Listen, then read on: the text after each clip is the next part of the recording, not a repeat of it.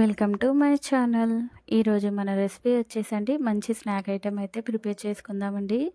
Taste అనేది చాలా బాగుంటుంది. ప్లస్ మనం అన్ని ఇంట్లో ఉండే వాటితోనే సింపుల్ మంచి స్నాక్ అనేది ప్రిపేర్ చేసుకుందామండి.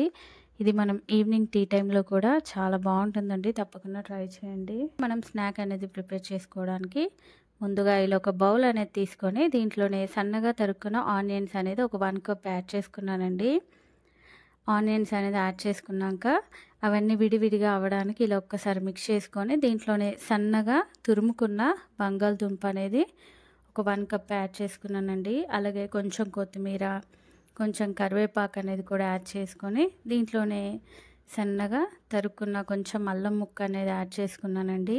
అలాగే సన్నగా తరుక్కున్న కొంచెం పచ్చిమిర్చి ముక్కలు కూడా యాడ్ చేసుకొని అలాగే దీంట్లోనే ఒక 1/2 టేబుల్ స్పూన్ జీలకర్ర అనేది కూడా యాడ్ చేసుకొని ఇప్పుడు దీంట్లోనే మన రుచికి సరిపడా సాల్ట్ అనేది కూడా యాడ్ చేసుకున్నానండి.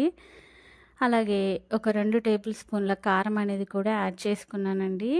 అలాగే కొంచెం పసుపు యాడ్ చేసుకొని ఇవన్నీ మన బంగాళదుంప ఆనియన్స్కి పట్టేలాగా ఇలా బాగా మిక్స్ చేసుకోవాలండి. ఇలా మిక్స్ చేసుకున్నాక దీంట్లోనే ఒక 3 టేబుల్ స్పూన్ల శనగపిండి అనేది యాడ్ చేసుకున్నానండి.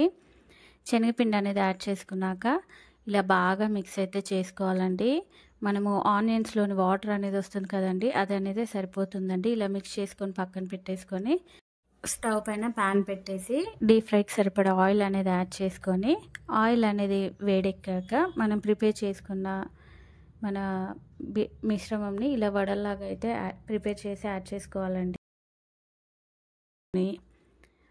మనకి ఎన్ని సరిపోతాయో అన్ని యాడ్ చేసుకొని ఒకవైపు అనేది వేగిపోయాక ఇలాగా ఇంకో వైపు అనేది నిదానంగా టర్న్ చేసుకోవాలండి.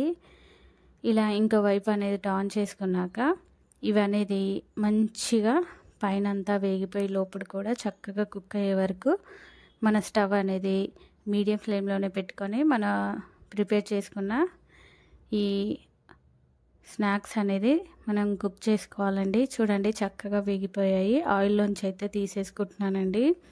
మిగతా వాటిని కూడా సేమ్ ఇదే విధంగా నేను డీప్ ఫ్రై అనేది చేసి తీసుకున్నానండి. మన సింపుల్ స్నాక్ ఐటెం అయితే రెడీ అయిపోయిందండి. టేస్ట్ అనేది చాలా బాగుందండి. పైన క్రిస్పీగా అలాగే లోపల సాఫ్టీగా చాలా బాగుందండి. దీన్ని సాస్తో కనుక నంచుకొని తింటే ఇంకా బాగుందండి. ఇది మనం ఈవినింగ్ టీ టైంలో అలాగే పిల్లలకు కూడా స్నాక్ లాగా చాలా ఇష్టంగా తింటారండి. తప్పకుండా ఈ రెసిపీ అనేది మీరు ట్రై చేసి నాకు కామెంట్ సెక్షన్లో కామెంట్స్ చేయండి. అలాగే ఈ వీడియో కనుక మీకు నచ్చినట్టయితే తప్పకుండా లైక్ చేయండి. నా మరిన్ని వీడియోస్ కోసం ప్లీజ్ మన ఛానల్ని సబ్స్క్రైబ్ చేయండి, షేర్ చేయండి. Thank you for watching the video.